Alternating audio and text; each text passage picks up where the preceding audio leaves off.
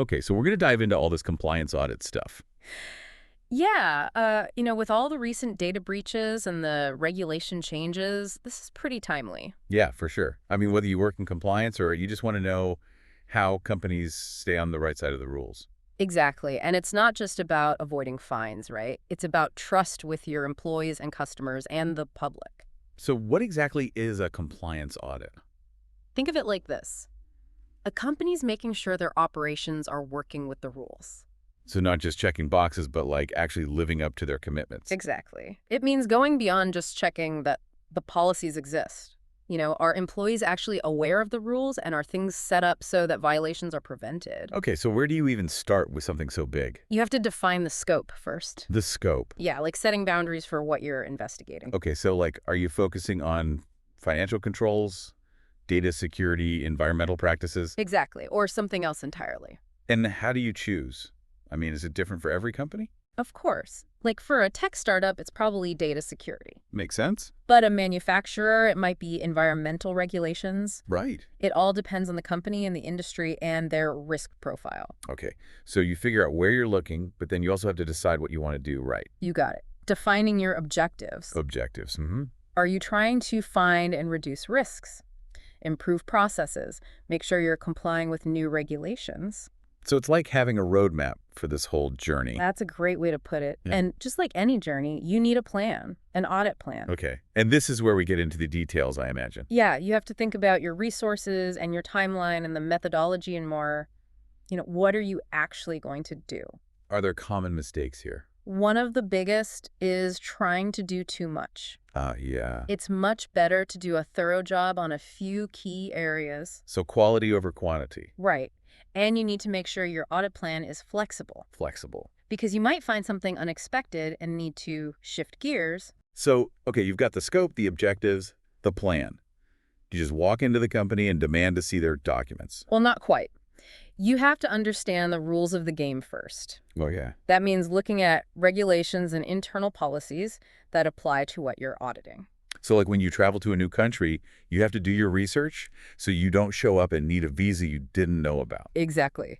And this step can be a lot, especially for companies that work in lots of different places or heavily regulated industries. I can imagine with regulations changing all the time. For sure, it's a lot of staying up to date, but without this understanding, the audit is pointless. All right, so the regulations are done. Now we get to the action, right? Now we put on our detective hats. Uh-huh. It's time to dive into the data. We need to see how things are actually working. So looking over documents, talking to people. Exactly. And it's important to use a variety of approaches because relying just on documents can give you the wrong idea.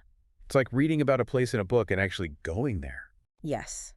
And you need to be open to surprises. So you're gathering all this information. Yeah. What are you looking for? We're looking for compliance gaps. Compliance gaps. Yeah, places where what the organization is doing doesn't align with the regulations or policies. So this is where things could go wrong. Exactly. And identifying these gaps is only half the battle. Okay. Then we have to figure out how bad they are and what their impact is. Because a small paperwork issue isn't the same as a big data security problem. Exactly right. And part of our job is to figure out which issues need to be dealt with immediately. So it's not just about finding problems, but understanding how important those problems are. Exactly. And that understanding is what shapes the next part of the audit, which is reporting what we found and making recommendations for how to improve things.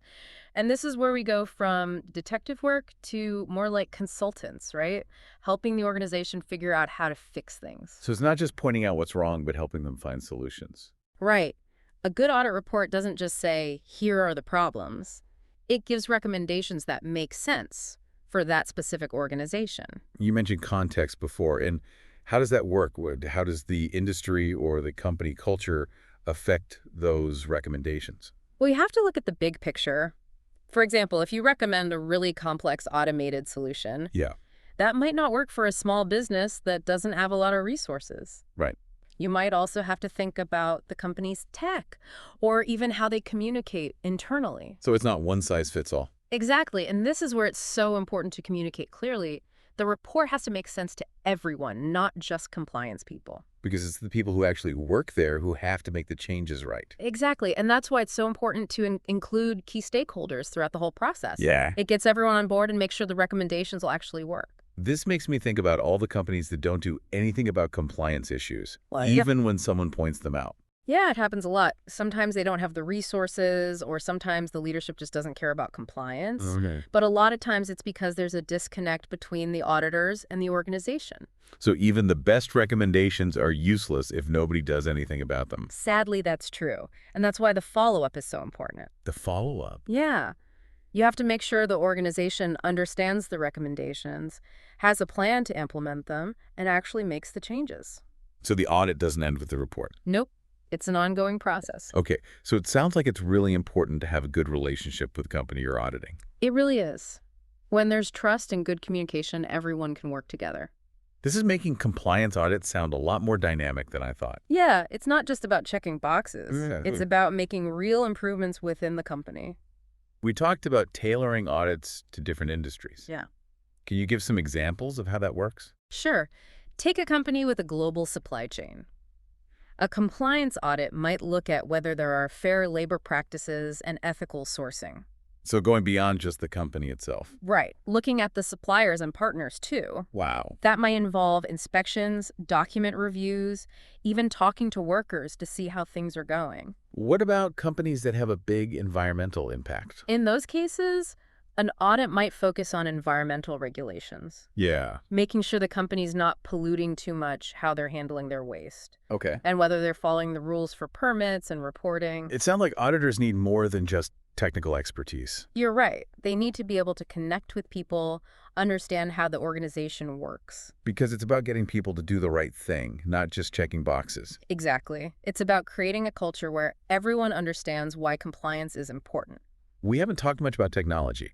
Oh, right. I'm curious how it's changing things for compliance audits. It's a big part of everything now, from analyzing data to assessing risks to writing reports. Can you give some specific examples? Sure. Data analytics tools can help find patterns and anomalies in huge amounts of data. So instead of reading thousands of pages. Exactly. AI and machine learning can automate routine tasks so auditors can focus on the more complex stuff. That's amazing, especially for large companies. It is. And it means audits can happen more continuously rather than just once a year. So companies can address issues right away. Exactly. It's a big change in how we manage compliance. It sounds like technology is making audits more efficient, more effective. It has the potential, but Yeah. technology is a tool. Yeah. You still need skilled auditors who can understand the data and make good decisions. We've covered a lot today, We have. from the details of how an audit works to the ethics and the technology involved. Anything else our listeners should know about compliance audits? I think the main takeaway is that compliance audits are a really important part of building trust and accountability. They're not just about avoiding risks. They're about creating value, protecting people, and making organizations better. I think that's a great point. Compliance audits aren't just about following the rules, they're about building a better future.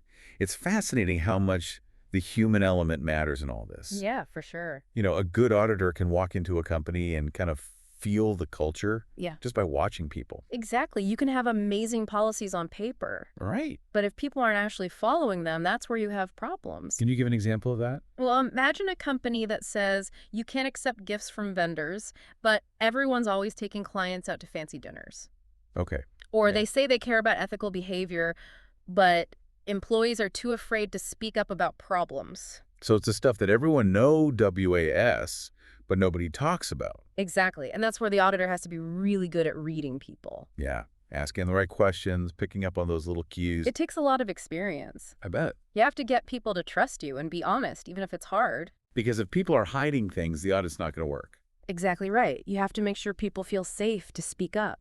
This makes me think that an auditor is kind of like a therapist for the company. That's a great way to think about it. The goal isn't to punish anyone. It's to understand why they're doing what they're doing and find solutions. So we're back to that idea of continuous improvement. Right. The best audits are the ones that help the company get better. And that's something we can all do in our own lives. Right. Always trying to improve. For sure. It's a good way to think both at work and in your personal life. Well, this has been a really interesting look at compliance audits. I agree. We've talked about how they work with the technology, the people, the ethics involved. I feel like I understand it a lot better now. It's been great talking about this, and I hope everyone listening has learned something too. Remember, compliance isn't just about following rules. It's about doing the right thing and making things better for everyone. Couldn't have said it better myself. And until next time, Keep diving deep.